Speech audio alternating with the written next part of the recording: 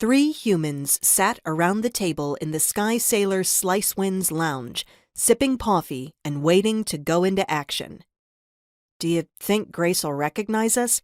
Peg asked anxiously, pausing to check her knitting pattern before setting a marker and continuing. "It's a little late to wonder about that," Meg replied with deceptive mildness. "We'll be to Grace's Mesa fairly soon. I suspect our companions would not take lightly being asked to turn around at this point. After all, you were extremely eloquent when you explained why we needed to rescue a monster, and sooner rather than later." "I suppose I was," Peg admitted. "And I still believe we're doing the right thing, but what if she doesn't recognize us?" Meg opened her journal, tapping with the end of her pen as she counted off the days. "It's been a bit over a week since we were last there. Varese assures us that Uthin are quite intelligent." "Sure they are, I guess," Peg said. She lowered her voice. "I'll admit, I wasn't just eloquent on Grace's behalf. We hadn't been back at the library very long before, even with all the remodeling work to keep people busy, tensions started rising.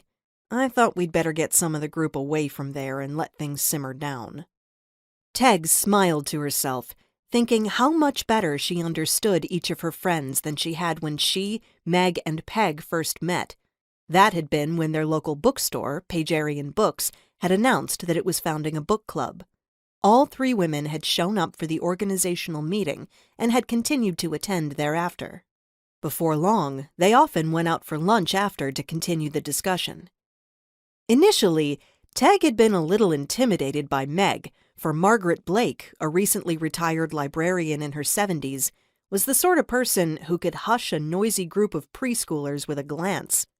Very fair, neither tall nor short, slender, quietly elegant, even in casual clothing, Ms. Blake had immediately demonstrated a vast familiarity with a wide range of written works and, through them, with history, science, and even with Teg's own field of anthropology.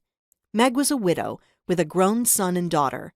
Her blue eyes, fading now to a pale sky hue, rarely missed anything that went on around her, but Meg often kept her observations to herself, as if the habit of library quiet had become ingrained, even outside of work. Ebullient Peg Gallegos, who had immediately asked if she could call Margaret Meg and had been very happy to be told that Ms. Blake preferred this form of address, was in many ways Meg's opposite.